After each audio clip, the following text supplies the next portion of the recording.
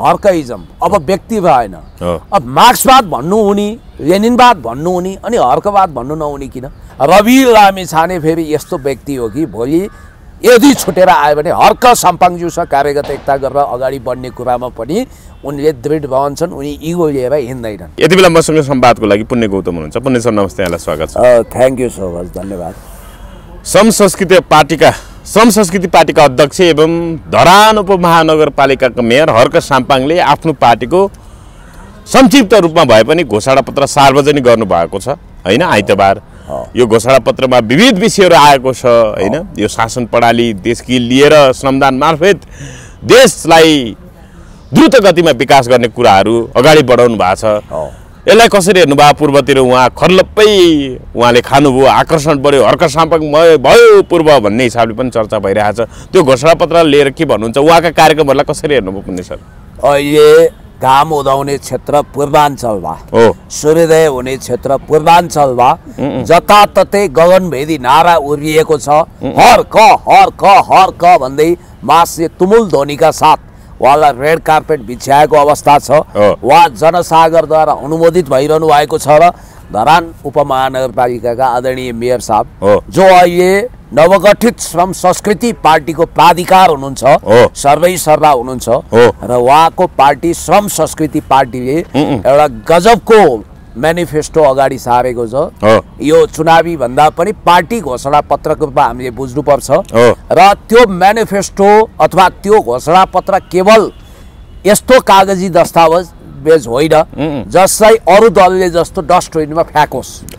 कार्यान्वयनमा आउने गरी परिपक्व ढङ्गले नयाँ नेपालको मार्गचित्र सहितको प्रगतिशील र समाजवाद उन्मुख घोषणा पत्र भन्छु बहुत सुन्दर छ। प्रथम दृष्टिमा म यसलाई हार्दिक स्वागत गर्न चाहन्छु, वाउ भन्न चाहन्छु, वन्डरफुल भन्छु, एक्सिलेन्ट भन्छु र यो घोषणा पत्र भनेको वास्तवमा नयाँ नेपालको रोडम्याप पनि हो, बहुत राम्रो छ। मनिषजी अब श्रमदानबाटै देश विकास गर्न सकिन्छ हैन? अवश्य श्रमलाई सांस्कृतिक रूपमा स्थापित गर्नुपर्छ। यो बदलमा चटाइमा गुन्द्रीमा बसेर देश जनता विकास समृद्धिको पक्षमा zero tolerance against crime and corruption भ्रष्टाचार र अपराध विरुद्ध शून्य सहनशीलताको नीतिसहित राष्ट्रिय स्वाधीनता जोगाएर देश जोगाएर भ्रष्टाचार अन्त्य गरेर सुशासनको जग हाल्न सकिन्छ, जनतालाई धनी बनाउन सकिन्छ, देश समृद्ध बनाउन सकिन्छ, खाना नाना छानाको समस्या समाधान गर्न सकिन्छ। टाई बान्नेहरूको पक्षमा होइन, गाई बान्नेहरूको पक्षमा, श्रमजीवीको पक्षमा हामीले अहोरात्र मेहनत गर्नुपर्छ। अनिवार्य सैनिक तालिमसहित जनतालाई बलियो बनाउनुपर्छ, मिलिसियाको कन्सेप्टमा लाग्नुपर्छ, पाक शिक्षा अर्थात् पकाउने शिक्षा, लुगा सिलाउने शिक्षा दिनुपर्छ। अब एक्सपर्टिजम भएकाहरू मन्त्रीमण्डलमा जानुपर्छ। ऐरे गैरे भइरहेन, थुक हैरे कुडा कर्कट झार पत्कर सांसद हुने बित्तिकै मन्त्री बन्ने प्रावधान अन्त्य गर्नुपर्छ अनि त्यसपछि यो देशलाई हराभरा हरियाली बनाउनुपर्छ भन्ने उहाँको कन्सेप्टलाई सलाम।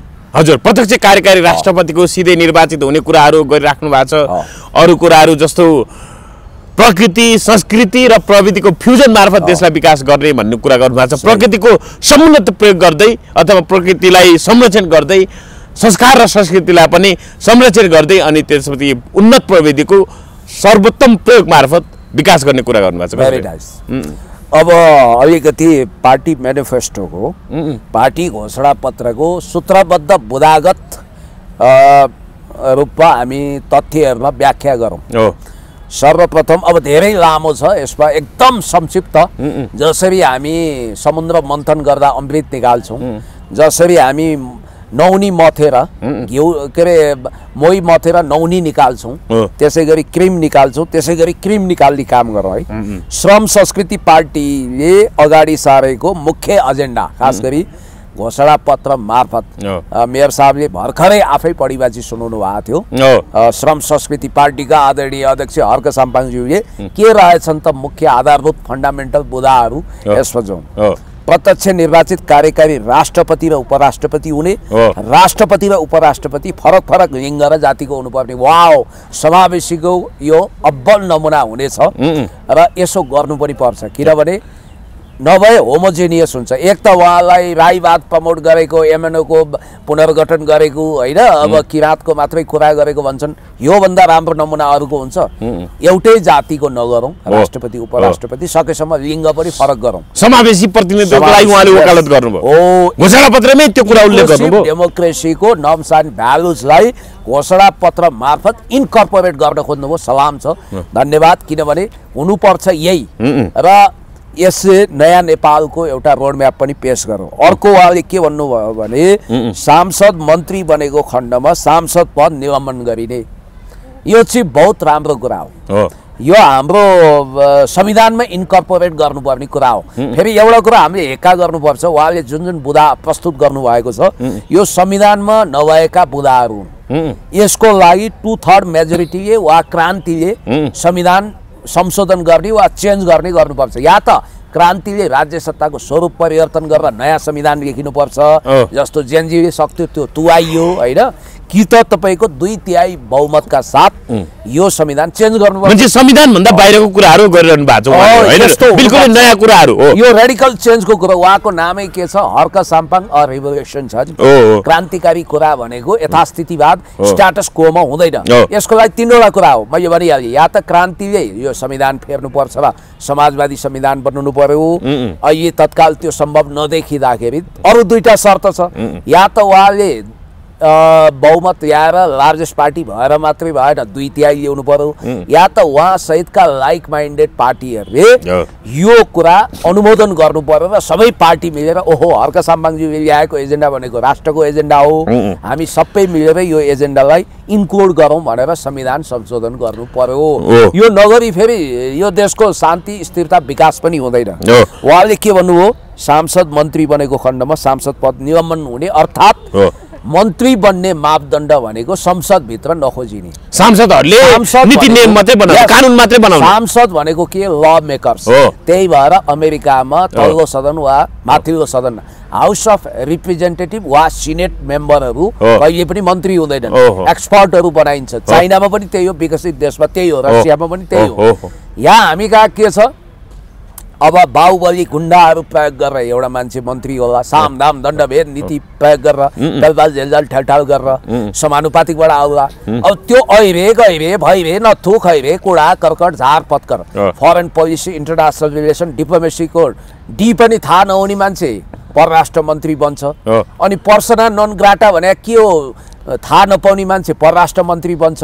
Trade deficit, trade lost, trade balance भने के हो, अन्तर्राष्ट्रिय मुद्रा कोष भने के हो, आइएमएफले के काम गर्छ, इन्टरनेसनल मोनिटरी फन्डले, वर्ल्ड ब्याङ्कको असाइनमेन्ट के हो, डब्लुटिओ भनेको के हो, साफ्टा भनेको के हो, अनि त्यसपछि शोधनान्तर व्यापार घाटा भने के हो, यो थाहा नपाउने, नेप्से परिसूचकको विषयमा थाहा नपाउने, क्यापिटल मार्केटको विषयमा थाहा नपाउने, अझ जुम्लातिरका एकजना अजासु सांसद थिए, क्यापिटल एक्सपेन्डिचर बढेको छ, पुँजीगत खर्चै भएन भनेर चिन्ता व्यक्त गर्थे। बिचरालाई कसले बुझाइदिनु क्यापिटल एक्सपेन्डिचर भन्नु र पुँजीगत खर्च भन्नु एकै हो। फेरि म अर्थमन्त्री बन्छु भनेर छाती पिटेका छन्, हो त्यस्ता मान्छे भन्नाले उनले त सिए पनि पढ्या भन्थे नि, के सिए पिए के गरे होइन। मैले भन्न खोजेको अर्थशास्त्रको अ पनि थाहा नहुनेहरू ठ्याक्क गएर अर्थमन्त्री बन्ने, अनि सूचना प्रविधिको विषयमा जिरो नलेज भएका अथवा सूचना प्रविधिमा मात्रै घोटिएका, राजनीतिक नलेज नभएका कुनै जगदीश खरेल वा कोही गएर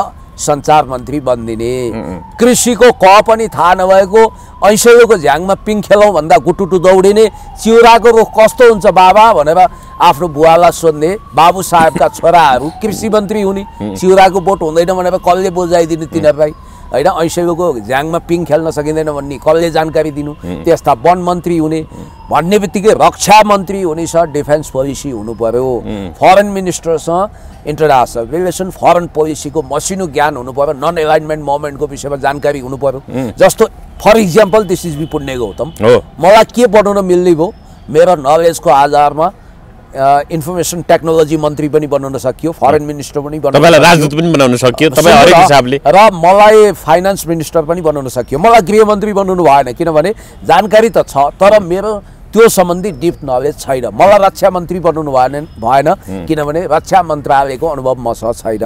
मलाई कृषि मन्त्री बनाउनु भएन, हलो जोत्न त जानेको छु, बिउ छर्न जानेको छु, तर पनि विज्ञलाई नै लानु पर्यो। तपाईँलाई के बनाउनु पर्यो? या त एजुकेसन मिनिस्टर बनाउनु पर्यो, तपाईँ शिक्षा क्षेत्रमा पनि काम गरेको, या त कम्युनिकेसन मिनिस्टर बनाउनु पर्यो, तपाईँ सोसियल मिडिया पनि बुझ्नु भएको छ, राजनीति पनि बुझ्नु भएको छ, कर्पोरेट मिडिया पनि बुझ्नु भएको छ, उद्योग धन्दाको जानकारी भएका मान्छेलाई मात्रै उद्योग मन्त्री बनाउनु पर्यो। इन्टरडिसिप्लिनरी सम्बन्धी एक्सपर्टिजम भएका एक्सपर्टहरूलाई मन्त्री बनाऊ, ल मेकर सांसदहरूलाई संसदको जिम्मेवारी दिउँ भन्ने कुरो बहुत सोरै आना ठिक। वाह क्या बात हर्क साम्पाङज्यू, स्याबास, यो नीति लागू गर्नुपर्छ र विषय विज्ञताको आधारमा मन्त्री बनाएपछि देश विकसित हुन्छ। सिङ्गापुर पनि त्यसै गरी बनेको।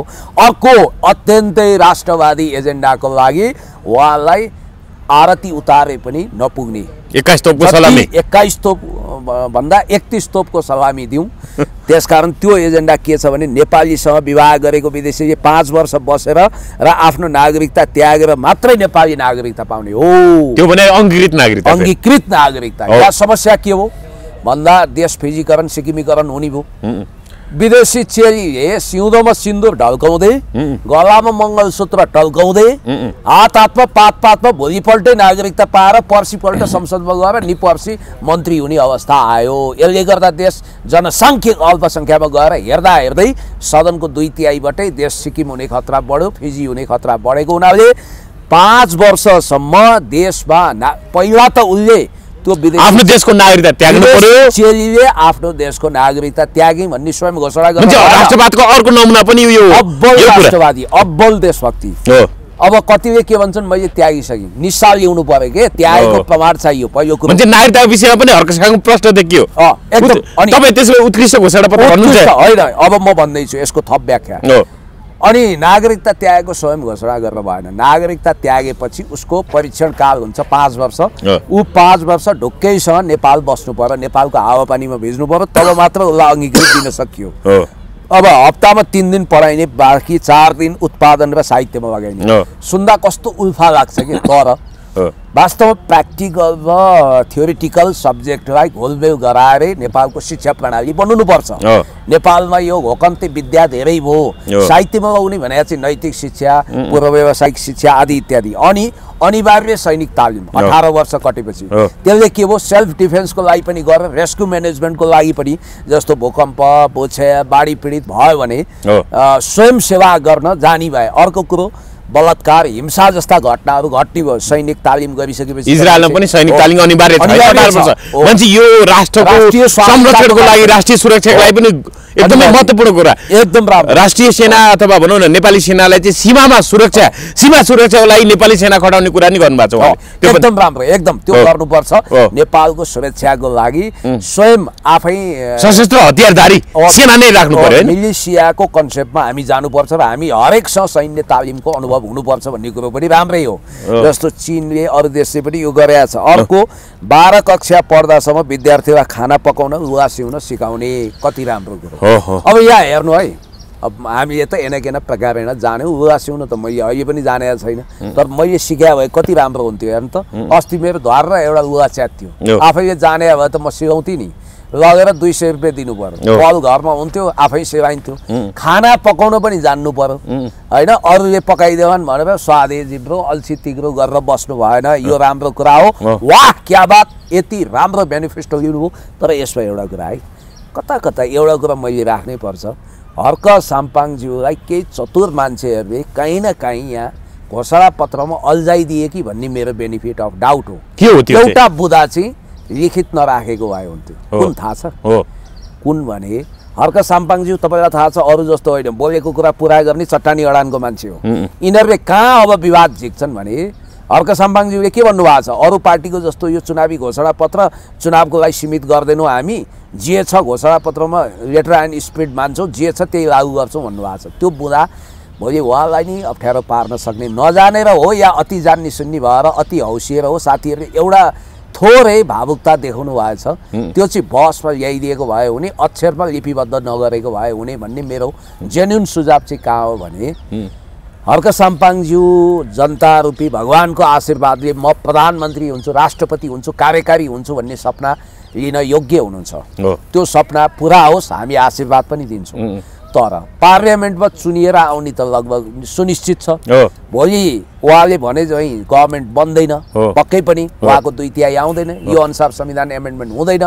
अहिले भयो भने त्यो चमत्कार होला, त्यस्तो भइजाओस् म भन्छु। भएन भने नहुने सम्भावना धेरै छ। उहाँको पार्टीले सम्मानजनक स्थान हासिल गर्यो भने एज अ पार्लियामेन्टेरियन उहाँ संसदमा आउनुभयो, कोलिएसन गभर्मेन्ट बनाउनु पर्यो, उहाँ प्रधानमन्त्री तत्काल हुने अवस्था आएन, शक्तिशाली मन्त्रालय हाँक्न जानुपर्ने बेलामा मिडियाहरूले विभिन्न सामाजिक सञ्जालले उहाँको यो बोधा उहाँलाई सम्झाइदिन्छन्। ल हेर्नुहोस् त, तपाईँले आफ्नो म्यानिफेस्टो घोषणा पत्रमा के भन्नुभएको छ? सांसद मन्त्री नहुने, मन्त्री हुनासाथ स्वतः सांसद पद निलम्बन हुने भनेको छ। तपाईँले खुर्क राजीनामा दिनुहोस् या त मन्त्री नबन्नुहोस् भन्न थाल्छन्। त्यो भएको हुनाले उहाँलाई नै हल्का समस्या पार्ने हुनसक्छ।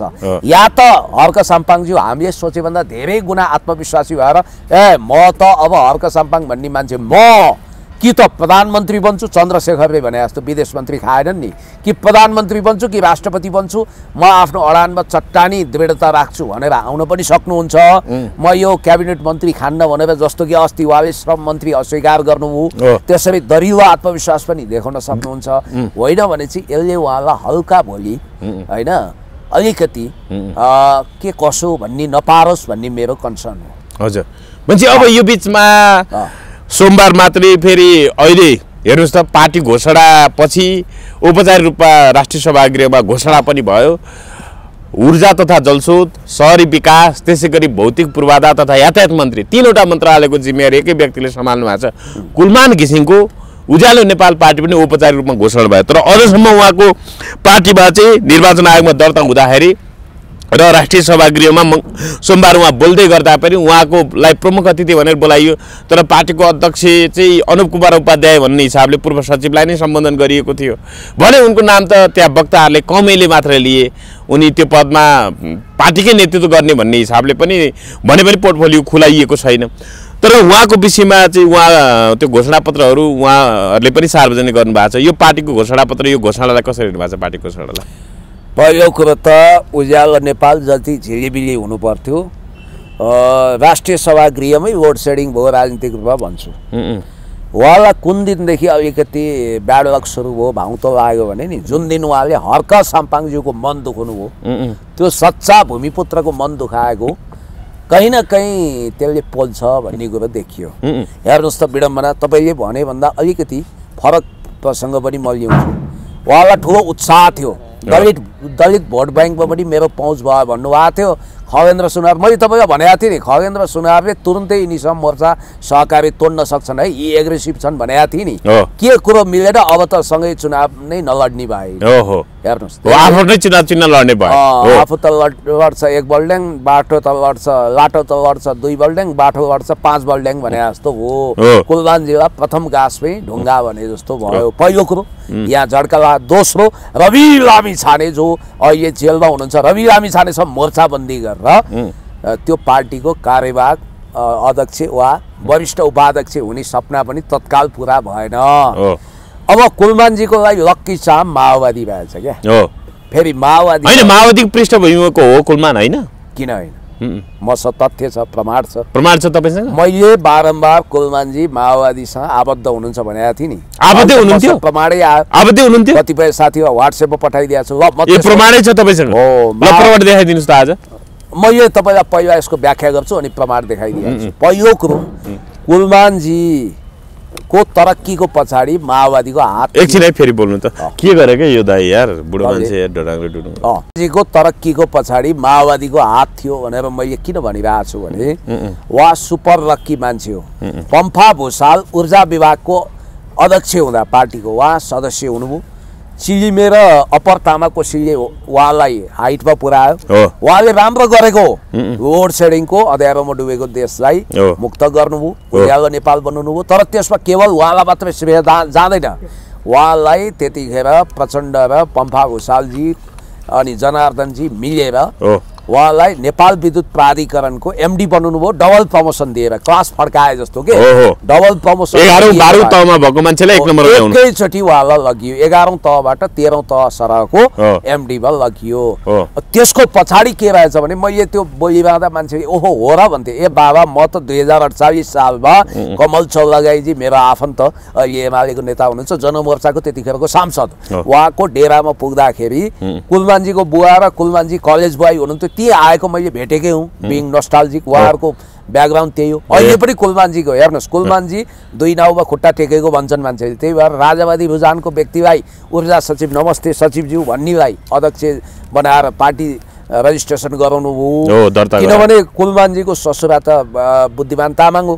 अहिले पनि भनिन्छ उहाँको मिसेस चाहिँ राप्रपाको धादिङ जिल्ला उपाध्यक्ष हुनुहुन्छ अरे, अहिले पनि उज्यालो नेपालमा आउनु नभएको दाबी गरिन्छ। अब कुलमानजी माओवादीको आन्तरिक रूपमा जसरी एम अधिकारी भनेर महाप्रसाद अधिकारी एमालेको कमिटीमा हुनुहुन्थ्यो, त्यही भएर राष्ट्र ब्याङ्कको गभर्नर बन्ने मौका पनि पाउनुभयो भनेर भनिन्छ, सिनियरहरूलाई पन्साएर काबिले मान्छे हो। त्यसै गरी कुलमानजी माओवादीको ऊर्जा विभाग सदस्य हुनुहुन्थ्यो।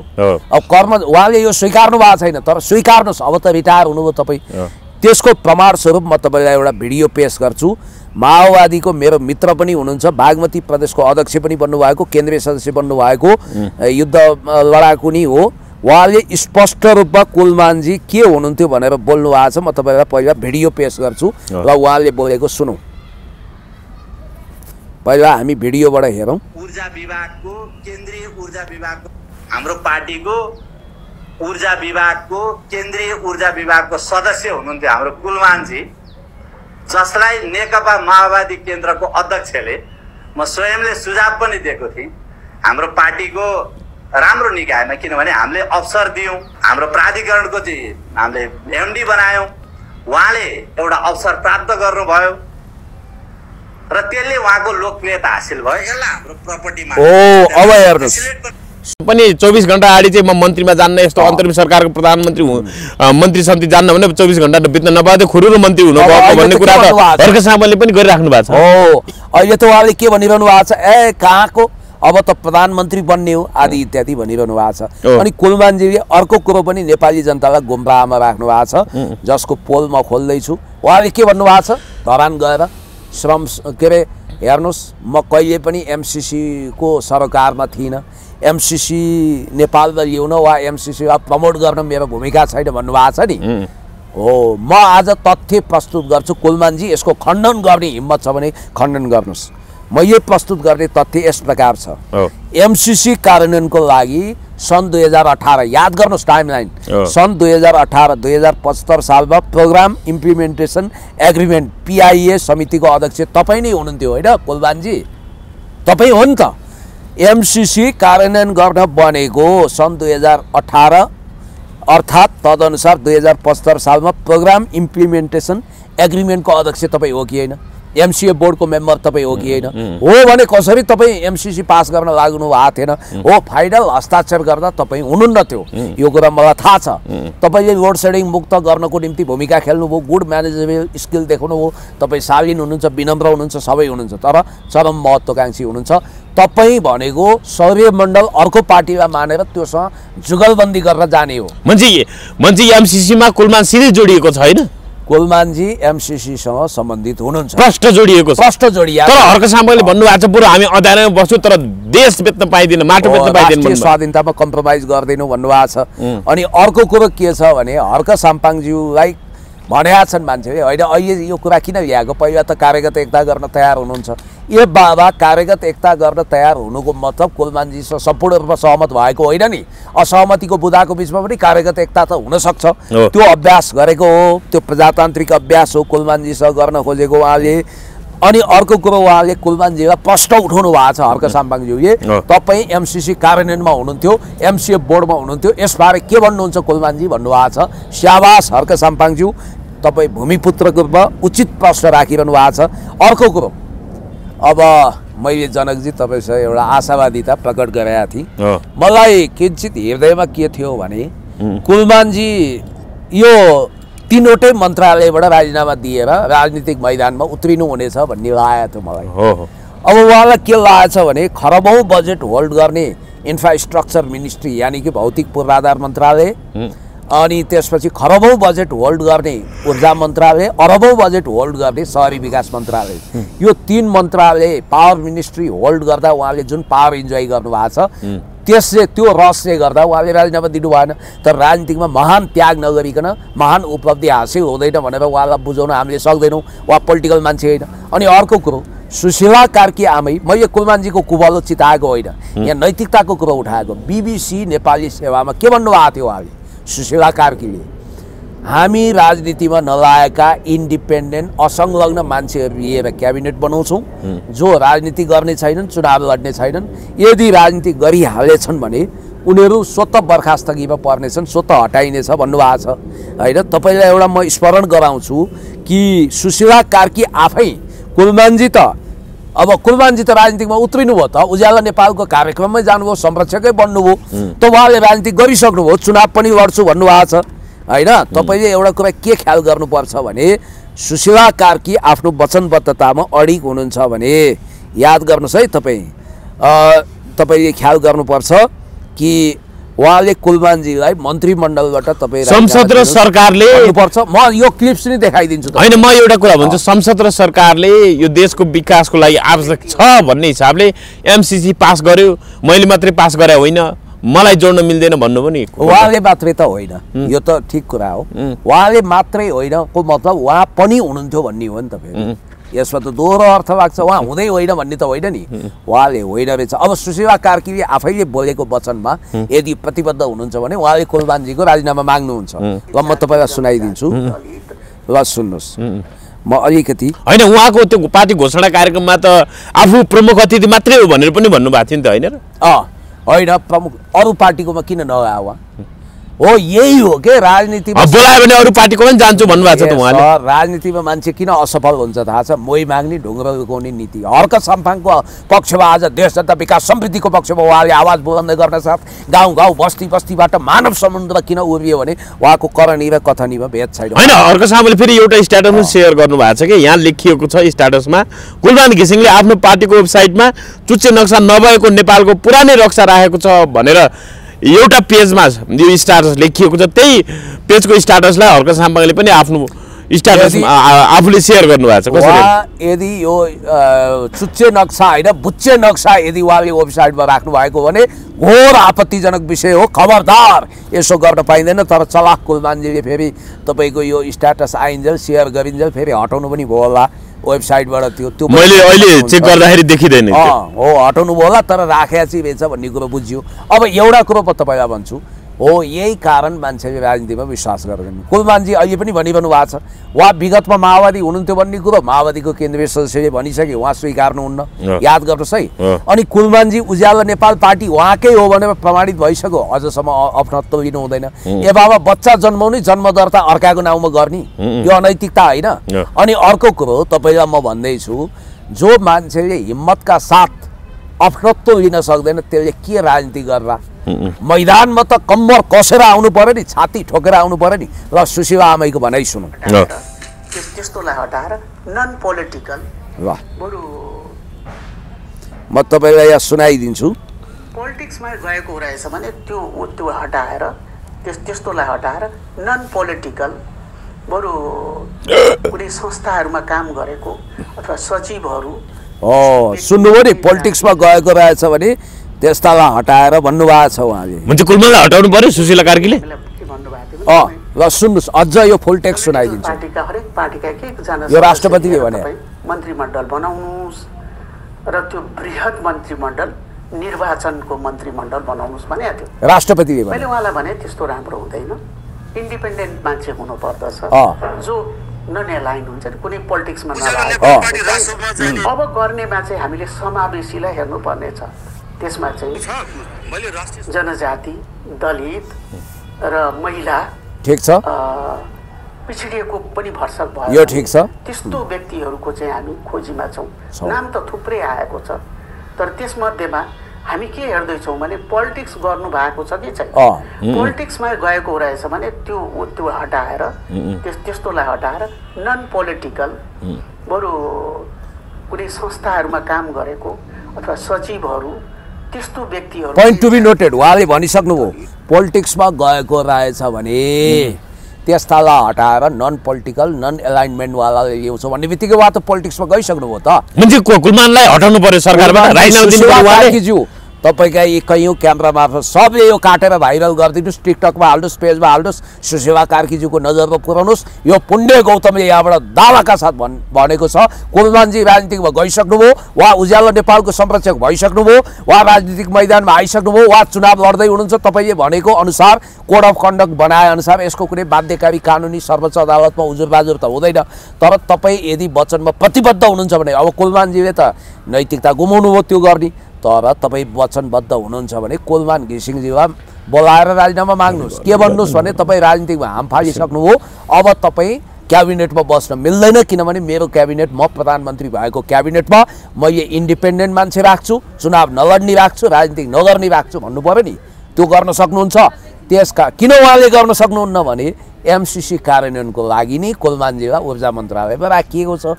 उहाँ एमसिसीवालाहरूको फेभरमा यो गभर्मेन्ट बनेको छ इन्डो वेस्टको। अब तपाईँलाई एउटा कुरो म भन्छु कि यो राजनीति भने पनि ढोङ्गी खेल हो भनेर प्रमाणित गर्नु हुँदैन के अबको पुस्ताले। अनि अर्को कुरो त्यही प्रकाश तिमल सिन्हाले के लेखे हेर्नु त, नागरिक दैनिकको क्यालिफोर्निया अमेरिकामा 90 करोडको घर छ, अर्काको नाउँमा लगाएको छ। त्यसमा तपाईँले मानहानि ठोक्न सक्नुभयो, साइबर क्राइम गर्न सक्नुभयो। त्यसकारण अब तपाईँको एउटा केन्द्रीय सदस्य हिजो बोल्दै हुनुहुन्थ्यो, ओहो के भन्दै हुनुहुन्थ्यो। अनि 8 महिना अगाडि हो कि 1 वर्ष अगाडि त केपी बा आई लभ यु भन्दै त्यहीँ पुग्नु भएको रहेछ त। भिडियो नि छ न्युज 24 मा, म तपाईँलाई अहिले सुनाइदिन सक्छु। रिमा विश्वकर्मा भनेर टाइप गर्नु त त्यहाँ भिडियो आउँछ न्युज 24 रिमा विश्वकर्मा केपी ओली भनेर टाइप गर्नुहोस्, त्यहाँ केपी बा आई लभ यु भन्दै उहाँ बालकोट पुग्नु भएको थियो त्यतिखेर। भन्नाले यो प्रकारको राजनीतिमा डबल स्ट्यान्डर्ड हुनु हुँदैन र कुलमानजीको सपना हुरिए उडाउन सक्छ। उहाँको अहिले पनि दाउपेच भनेको के हो भने रासपा, अब अहिले म सुन्दैछु रविसँग भन्दा पनि बालनजीसँग हिमचिम बढाउने यताउता गर्ने तान्तो। बालनको फोटो पनि हाल्नुभयो अस्ति होइन? फोटो पनि हाल्नुभयो। त्यस कारणले गर्दाखेरि मलाई जहाँसम्म लाग्छ महावीर पुन हर्क साम्पाङजीपट्टि नजिक भए जस्तो देखिन्छ। त्यो राम्रै कुरा हो, सकारात्मक हो, किनभने महावीरजीको सबभन्दा बढी किताब उहाँकै मार्फत बिकेको छ। हर्क साम्पाङज्यू बाहेक नयाँ उदाएका व्यक्तिहरूमा कन्सिस्टेन्सी कम हो।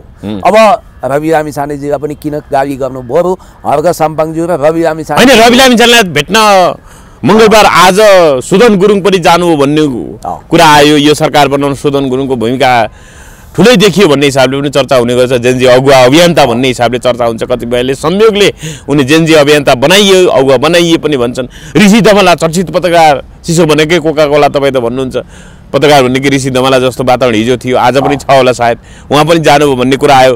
फेरि प्राइम टाइम्स टेलिभिजन ऋषि धमलाले सधैँ रविको विरोध गर्यो भन्ने हिसाबले रविका समर्थकहरूले त्यो ढङ्गले पनि कुरो काट्थे। कसरी हेर्नु?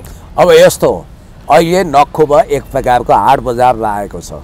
दे धनादन शैलीमा कहिले त्यो के अरे फिल्मी कार्यक्रम चलाउने प्रकाश सुवेदी गएका छन्, कहिले जितु नेपाल गएका छन्, कहिले को गएका छन्, कहिले सुनिल शर्मा पनि जानुभयो। छाती ठोकेर रविको त धरौटी नि म तिर्दिन्छु भन्दै जानुभयो, के गर्नुभयो होइन। त्यस्तो भन्नै मिल्दैन भनेर अधिवक्ताहरूले आपत्ति जनाइसके। त्यो सुनिल शर्मा हो भन्नुहुन्छ त। अब कामी डाँडामा हिजो तिग्राको मासु झर्ने गरी ठटाएर मेडिकल कलेज कब्जा गरे भन्दै आज डिलिराम खनालको पनि भिडियो हेरिरहेको थियो, उहाँले त्यो गरे भन्दै हुनुहुन्थ्यो। मैले भन्न खोजेको कुरा के भने रवि लामिछानेको चाम अचाक्ली बढेर नि हो या किन हो सबै त्यहाँ लाइन आइरहेछन् र सुदन गुरुङ सायद अहिले लोकप्रिय हुने दाउमा छन्। सुदन गुरुङ जहाँ जान्छन् बोल्छन् विवादमा परिहाल्छन्। रवि लामिछानेसँग पनि मिल्न खोजेको मेसेज उनले दिएका छन्। उनी राजनीतिक मान्छे होइनन्, मिडियामा आउने पानी लायो, केही न केही नगरिकन नहुने, केही न केही नबोलिकन नहुने, छटपट्टि रहने, डलर यत्तिकै फलेकै छ, बारबरा फाउन्डेसनले खेतीपाती सप्लाएकै छ, फ्री तिब्बत मुभमेन्ट चलेकै छ भन्ने बित्तिकै सुदन गुरुङ घरि ओभरकोट लगाएर पुरा डन आर्ट डन शैलीमा कसैको घरमा गएर एउटा बौला आयो भनिदिनु या वितण्डा हुन्छ भनिरहेछन्। अब सुशीला कार्कीको खास खबरीलाल विश्वास पात्र हुन्। जेनजी भनेकै सुदन भनेर बाल्लाटारले लाछाप लगाइहालेको छ। त्यस कारणले गर्दाखेरि अब उनले त अझ भनेका छन् कुलमान र रवि करिब मिलिसके, म मिलाउँदैछु, कुलमान बालेन रवि पनि भन्छन्, के भन्छन्। तर जे होस् उनी भेट्न गएछन्। रवि लामिछाने फेरि यस्तो व्यक्ति हो कि भोलि यदि छुटेर आयो भने हर्क साम्पाङज्यूसँग कार्यगत एकता गरेर अगाडि बढ्ने कुरामा पनि उनले दृढ रहन्छन्। उनी इगो लिएर हिँड्दैनन्। हस्, महत्त्वपूर्ण समाजलाई धन्यवाद पुण्य। धेरै धेरै धन्यवाद। र अन्तिममा तपाईँले केही छुटछाट गरेको मैले सुरुमै सोध्न चाहेको खास तर लास्टमा आयो यो विषय। जस्तो हर्क साम्पाङले मूल सिद्धान्त चाहिँ हर्कवाद रहनेछ भन्नुभएको छ। मार्क्सिजम लेनिनवाद, मार्क्सवाद लेनिनवादको कुराहरू त योभन्दा अगाडि चर्चा हुने थियो, साम्यवाद होइन। तर अहिले हर्कवादको चर्चा पनि आयो। यो हर्कवाद मूल सिद्धान्त रहनेछ भन्ने कुरा गरिराख्दाखेरि कतिपयले आलोचनाको विषय पनि बनाए। अझ तपाईँले चाहिँ कसरी टिप्पणी गर्नुहुन्छ? म आफै यो चाहन्छु कि दर्शनशास्त्र, राजनीतिक अर्थशास्त्र, राजनीतिशास्त्र र समाजशास्त्रको क्षेत्रमा हर्क साम्पाङज्यूको सार्वभौम योगदानलाई इन्कर्पोरेट गरेर हर्कवाद भन्न पाइयोस्। म आफै अधीर प्रतीक्षा गरिरहेको छु। मेरो ज्ञान चेतनाले नभ्याएको हो भने विद्वान महोदयहरूले हर्कवाद बन्नुको पछाडिका दर्शनशास्त्र, राजनीतिक शास्त्र, राजनीतिक अर्थशास्त्रका सार्वभौम सर्वाङ्गीण योगदानहरू कृपया मलाई अलि मसिनोसँग बुझाइदिनु हो भने मिडियामा बोल्न मलाई सजिलो हुन्थ्यो। मैले बुझेको कुरा चाहिँ जस्तो मार्क्सको पछाडि वाद भयो, लेनिनको पछाडि वाद भयो, मार्क्स जत्तिकै ठुला दार्शनिक एङ्गल्सको पछाडि एङ्गल्सवाद भएन, जुछे विचारधारा भनियो जुछेवाद भनिएन, फिडेल क्यास्ट्रोवाद भनिएन होइन, गान्धीवाद भन्नुलाई अहिले पनि आपत्तिजनक रूपमा लिन्छन् होइन। बुद्धवाद भनौँ, किनभने बुद्ध भनेको चाहिँ पञ्चशीलताको सम्यक सिद्धान्त प्रतिपादन गर्ने व्यक्ति हो भनिएको छ। अनि माओवाद भन्दा चीनमा आपत्ति गरे र चीनले अहिले पनि माओ विचारधारा, देङ विचारधारा र त्यसपछि सी जिनपिङ विचारधारा भनेर इन्कर्पोरेट गर्छ। नेपालमा पनि मदनवाद, बिपीवाद भनिएको छैन, बहुदलीय जनवाद भनिएको छ, प्रजातान्त्रिक समाजवाद भनिएको छ। यता पनि श्रमवाद भने भए हुन्थ्यो कि भनेर केही बौद्धिक डिस्कोर्स नचलेको होइन। अब म फेरि पनि यसमा खुल्ला छु बहसको लागि। हर्कवाद भनेर नेपाली माटोमा उत्पादन भएको श्रम, प्रविधि र संस्कृतिलाई फ्युजन गर्ने नितान्त नयाँ मौलिक विचारधारा हो। यसलाई इन्कर्पोरेट गरौँ भन्ने साथीहरूलाई म माया गर्छु। अलिकति यसपछि के हो भने वाद कसरी बन्छ भन्ने राजनीतिक शास्त्रको पण्डितको हैसियत, अब म पिएचडी स्कलर हुनाले राजनीतिक शास्त्रको मैले त बुझेको कुरा भन्नु पर्यो। वाद बन्नको लागि 3 चरणमा यसले विकास गर्नुपर्छ। 3 चरणमा छलाङ हान्नु पर्यो। पहिला पथ भनिन्छ, जस्तो प्रचण्ड पथ। चौथो विस्तारित बैठकदेखि चुनवाङ प्लेनमसम्म यिनै फेरि जनार्दन शर्माले प्रचण्डवाद जिन्दाबाद, अब प्रचण्डवाद हुनु पर्यो भनेर रविन्द्र श्रेष्ठ यिनीहरू सबैले भनेकै हो। के अरे जनार्दन शर्माहरूले भने, सबैले भने, प्रचण्ड आफैले होइन वादसम्म नभनौँ भने, विचारधारा भनौँ भने विचार पनि नभनौँ, विचारधारा पनि नभनौँ, के भनौँ भन्दा प्रचण्ड पथ। त्यो किन रे भने गाउँले सहरलाई घेर्ने दीर्घकालीन जनयुद्धको पद्धतिलाई मोडिफाई गरेर एउटै चिङकाङसाङवादी नीति होइन, नयाँ तरिकाले जनक्रान्ति र जनयुद्ध फ्युजन गरेर आउने नयाँ सिद्धान्तलाई हामीले प्रचण्ड पथ भनौँ भनेर इन्कर्पोरेट गरे। त्यसमा पनि धेरै मान्छेहरूले आपत्ति गरे, ठुल्ठुला आर्टिकलहरू लेखे, किन प्रचण्ड पथ, यो त व्यक्तिवाद भएन र भने। पछि प्रचण्डले विथड्र गरे फेरि प्रचण्ड पथलाई, राइट। अब त्यसपछि तपाईँलाई म भन्छु, पहिला पथ हुन्छ, त्यसपछि आइडियोलोजी हुन्छ, विचार, जस्तो सी विचारधारा, जुचे विचारधारा भने जस्तै विचारधारा, त्यसलाई आइडियोलोजी भनिन्छ। अनि इजम हुन्छ, वाद भनेको चाहिँ इजम, जस्तो हर्कवाद भन्ने बित्तिकै त्यसको इङ्ग्लिस ट्रान्सलेट के हो, हर्कइजम। अब व्यक्ति भएन।